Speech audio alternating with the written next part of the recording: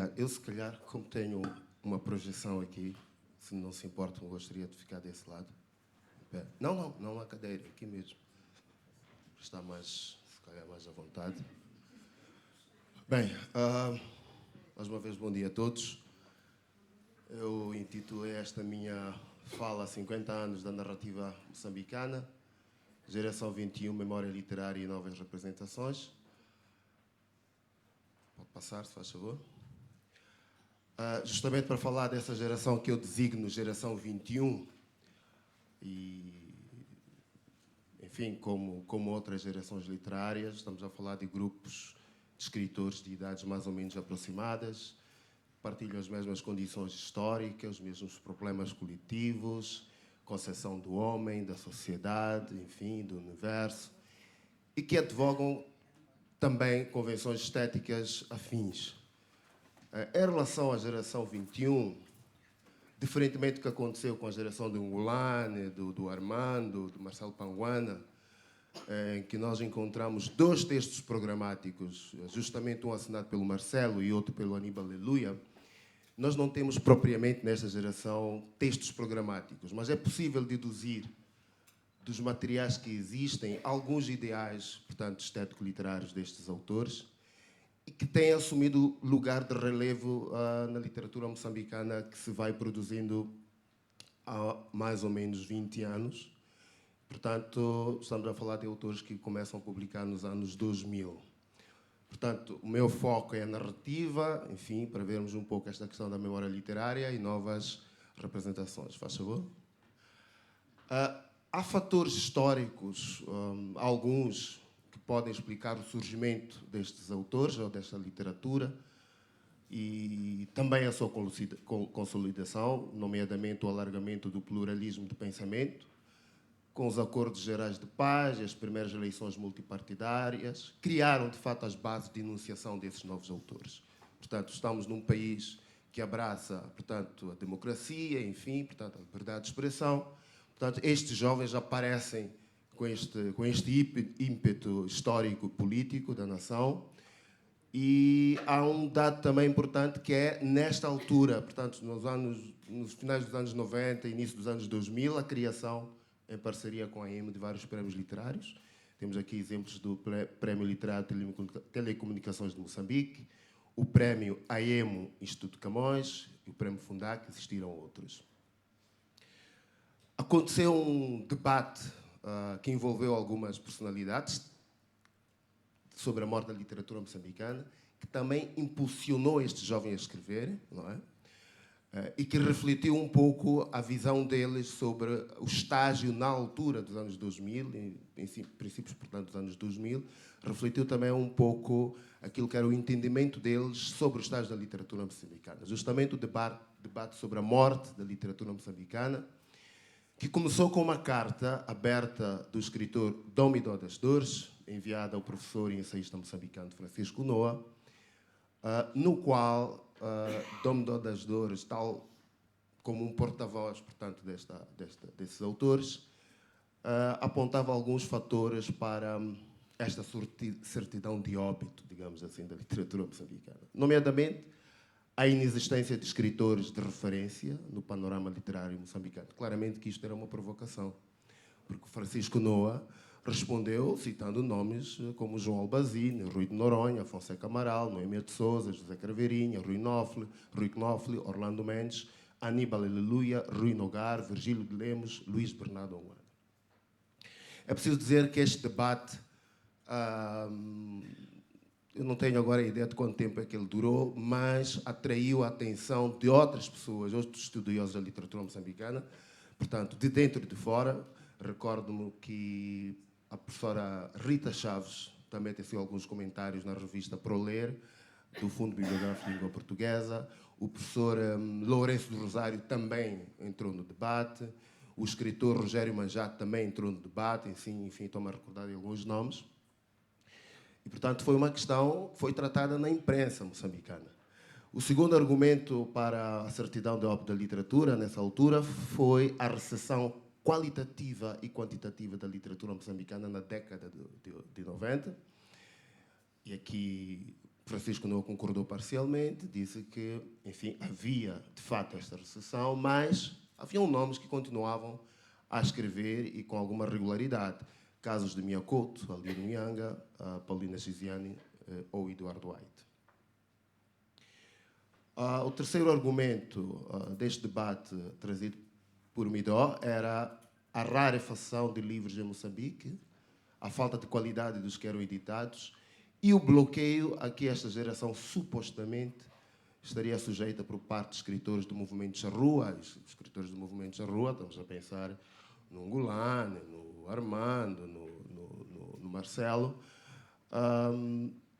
porque nessa altura era secretário-geral da EMO, um escritor da Charrua. Portanto, havia esta ideia de que estes jovens tinham essa sensação de que não havia espaço para eles produzirem suas obras. Ora, em relação a este argumento, Noah vai dizer que é errado confundir a literatura moçambicana no seu todo com a EMO, que a falta de obras em quantidade e qualidade aceitáveis devia-se a fatores como os constrangimentos de editoras a funcionarem sem nenhum apoio, o que desencorajava a apostar em novos autores sem garantia de retorno do investimento. A falta de uma política do livro era também um fator para a rarefação, que sustente a produção e circulação de livros, a falta de produção de promoção de hábitos de leitura, a inversão de valores e a perda da aura de escritor, da literatura e da arte em geral, decorrente das ideologias materialistas e economicistas do mercado. É preciso dizer que a questão da política do livro hoje é uma questão mais ou menos ultrapassada. Moçambique já tem uma política nacional do livro, obviamente que precisa ser aprimorada e precisa ser muito bem concretizada em termos de plano nacional da leitura. A Sara Jonas está aqui, pode depois, se calhar, na intervenção dela, hoje, não sei se é amanhã, né? É hoje, se calhar, dar uma chega desta questão. Os meios de circulação de livros, de promoção do livro e da leitura hoje em Moçambique começam a abundar, nomeadamente com os clubes de leitura, os clubes do livro. Em todo o país nós temos clubes de leitura do livro hoje. Não é? E há uma cultura também de debate sobre o fato literário. O último argumento, digamos assim, o último fator para o surgimento desta geração e sua consolidação tem a ver com a abertura do mercado editorial, não é? A iniciativa privada, o que permitiu a implantação de novas casas editoriais, com novas propostas, desde o grafismo dos livros, a diversidade de conteúdos, que está em sintonia com diversos nichos de potenciais leitores, passando por um conjunto de serviços promocionais do livro e do autor, que essas mesmas casas oferecem. Estou a olhar agora para um Bate Pedro, que leu um poema agora, abriu a Cavalo do Mar já há alguns anos, e a partir da Cavalo do Mar dinamizou o Festival de Resiliência, que já recebeu e publicou autores, já pelo menos recebeu autores vindos de Portugal, do Brasil, de Angola, penso que de Cabo Verde também, se não tenho erro. Já publicou autores angolanos. Estou a olhar agora para o Pedro Pereira Lopes, que tem a Gala Gala também, uma editora, que também tem estado a publicar novos autores, tem estado a dinamizar. E há várias outras editoras moçambicanas novas, criadas por autores, justamente para dar voz a estes autores, sobretudo aos novos talentos que vão surgir da literatura moçambicana. Portanto, nós podemos perceber destes fatores e de mais duas experiências que esta geração, digamos assim, tem, nomeadamente a criação da revista Oasis, Jovens pela Literatura, que foi uma revista que teve o apoio moral da Associação de Escritores Moçambicanos. Portanto, eram jovens ligados à EMO, não é? Mas é interessante porque, aliás, antes de falar do que eu acho interessante, é preciso dizer que o editorial do número 1 desta revista, no seu editorial, estes autores dizem que a sua pretensão é sair da minoridade literária para a maioridade literária. Portanto, este sentimento de que não havia um espaço de reconhecimento. Depois há o fenómeno da União Nacional de Escritores, a UNE, que teve autores como Midó das Dores, também é um dos seus grandes dinamizadores, e Domi Chirongo, também outro escritor moçambicano, um dos seus grandes dinamizadores. O que era a UNE? era um movimento que queria se distanciar da Associação de Escritores Moçambicanos por ter esta ideia de que não havia espaço para estes jovens se promoverem, se tornarem, de fato, escritores reconhecidos. E a UNE, portanto, separa-se, digamos, estes jovens, inclusive alguns que faziam parte da EMO, separam-se da EMO, até do espaço físico, porque a UNE tinha a sua primeira sede no Instituto Moçambique-Alemanha. Portanto, eles fazem esse movimento digamos assim, de separação e tentam fazer portanto, posicionar-se em relação ao cenário literário moçambicano. Portanto, se nós pegarmos estes fatores históricos, esta revista Oasis e a UNE, deduzimos que, pronto, estes jovens têm este desejo de liberdade criativa e de expressão, esta ideia de descentralizar os circuitos literários e renovação estética, trazendo novas referências e sobretudo, criar também novas oportunidades editoriais com as novas casas editoriais, o que se reflete ainda hoje, porque vão surgindo cada vez mais novas editoras.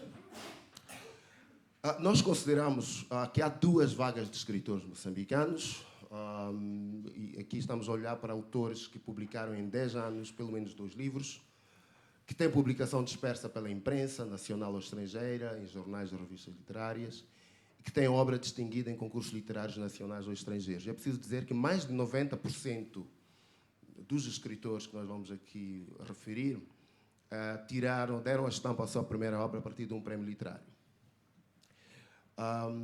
Enfim, o nosso foco, neste caso, é a narrativa, mas podemos considerar precursores desta geração poetas, não é?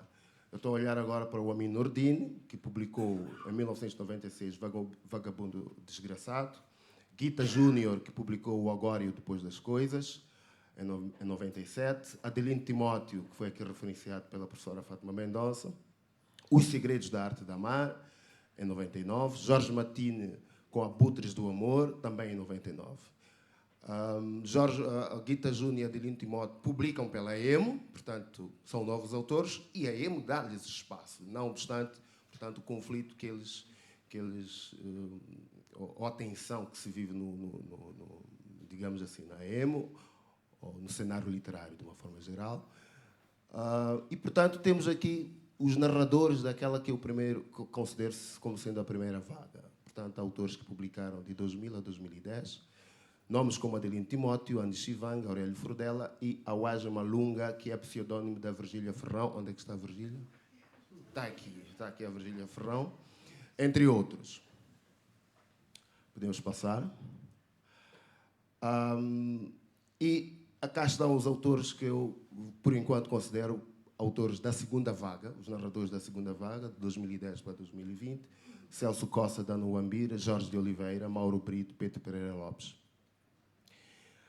É possível, lendo os textos destes autores, de uma forma geral, identificar relações de heranças que eles trazem das leituras que fizeram, sobretudo, os escritores da década de 80.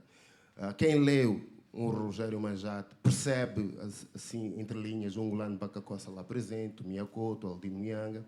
Quem lê Aurélio Furdela percebe também um Suleiman Kassamo lá, Miyakoto. Quem lê Clemente Bata, Aldino Nyanga, Isaac Zita, Miyakoto, Luís Bernardo. Midó das Dores, Andy Chivang, Jorge Oliveira vão lembrar um Ngulane Bakakossa. Dano Wambir vai voltar a lembrar Miyakoto, Lucílio Manjate vai lembrar Miyakoto e Ngulane Bakakossa. Portanto, há esta relação de formas literárias que esta geração vai beber da geração de 80, mas também pode-se dar o caso de serem apropriações que eles fazem, como fizeram os escritores de 80, da realidade que se vive no território moçambicano e que, portanto, vão se manifestar em semelhanças, em intertextualidades entre os textos produzidos. E resulta dessa memória literária e das apropriações que são feitas algumas características. Desde já, a primeira vaga desta geração vai apresentar uma predileção pelo género conto. Vai apresentar essa predileção pelo género conto. E é a partir do conto que nós vemos a manifestação da memória literária, por exemplo, pela incorporação do imaginário da tradição local, o retrato de experiências fantásticas e insólitas, a recorrência a um discurso escatológico associado à representação obsessiva da morte, a incorporação do modelo descendente das narrativas de tradição oral, a tematização da tradição versus modernidade, ou campo, subúrbio versus cidade, portanto, a questão da ambivalência, sobretudo identitária, a tematização da guerra dos 16 anos e do absurdo. E chegamos ao ponto, aquilo que eu considero um passo, digamos assim, adiante, que esta geração tem procurado trazer. Certamente existirão outras questões, mas eu centrei-me na manifestação da narrativa policial em Moçambique, porque é uma manifestação muito presente nos últimos tempos. E há alguns antecedentes que me parecem interessantes, porque alguns escritores desta geração às vezes pensam que estão a inventar a pólvora com a narrativa policial. Alguns até já apareceram a dizer que são os primeiros a escreverem narrativa policial. Há alguns antecedentes. É verdade. Estão-se a rir porque sabem do que é que eu estou a falar. Em 1970, o jornal Notícias promovia um concurso de narrativas policiais. E esse concurso, Euler Santana sagrou-se vencedor. Eu não tenho a certeza, mas há indicações, professora, se calhar a professora Fátima Mendonça poderá, não sei, ou a professora Ana Mafalda Leite, se calhar, ajudar a esclarecer, mas Euler Santana, tudo indica que era pseudônimo de Santana Afonso. É? Pronto, está esclarecido. Eu trazia dúvida, né? Mas já está esclarecido. É pseudônimo, de fato, de Santana Afonso. E, portanto, começamos a ver este género aparecer, digamos assim, no panorama da literatura moçambicana. Provavelmente existam manifestações anteriores, mas pronto, eu não cheguei até lá. E há um outro dado curioso, que é o romance Malungate, de Albino Magaia, de 1987, em que aparecem um inspetor e 2 agentes da PIDE, não é? Num dos capítulos desse romance, que andam à procura de sujeitos que supostamente estariam afiliados à Frente de Libertação de Moçambique para os aliciar para fazerem parte da PIDE. Portanto, começamos a perceber aqui a manifestação deste género, né? Mas ainda incipiente. O texto de Albino Magaia não é todo ele policial, é apenas um capítulo, né, em que isso acontece, mas é um registro, está lá. Se calhar podemos considerar primeiras manifestações, os casos de Mia Couto e João Paulo Borges Coelho. O Mia Couto com o último voo de Flamengo. Temos aqui um investigador que é o Máximo Rize, e o Olho de Herzog, de João Paulo Borges Coelho, espero dizer bem este nome, Hans Marignolf, não é? Que é um investigador alemão. É interessante notar que, tanto no caso de Malungate, como no caso de Mia Couto e de João Paulo Borges Coelho, estamos a falar dos investigadores que vêm de fora, né? São estrangeiros. Portanto, eu acho curioso esse detalhe. Mas aquilo que eu considero bom, de fato, dá-se, penso eu, com esta geração. Não é? E há um contexto histórico que pode explicar esse boom, ou aparente boom, que tem a ver com, tem a ver com maior acesso à cultura universitária. Né? De uma forma geral, se nós olharmos para estas duas gerações, olhando para a geração de 2000 e para a geração de 80, a questão do acesso à universidade, aos estudos superiores, é uma questão que está ali e eles não são culpados, é uma questão histórica, né? A evolução das instituições do ensino superior em Moçambique. Esta geração tem esta abertura, as universidades, as instituições do ensino superior crescem, e é uma geração que está lá dentro e vai tendo um melhor apuramento crítico e reflexivo, enfim, a leitura que faz do mundo. Eu acredito, como o professor Noah, aliás, o Noah traz este argumento, que isto proporcionou esta apetência para o culto, o trabalho com este género romanesco, ou melhor, este género da narrativa policial. Há também o alargamento dos meios de acesso à informação, com a mídia digital, as redes sociais e, consequentemente, o crescimento de um espaço de debate sobre questões candentes da sociedade, portanto, associado ao sentimento de liberdade de expressão.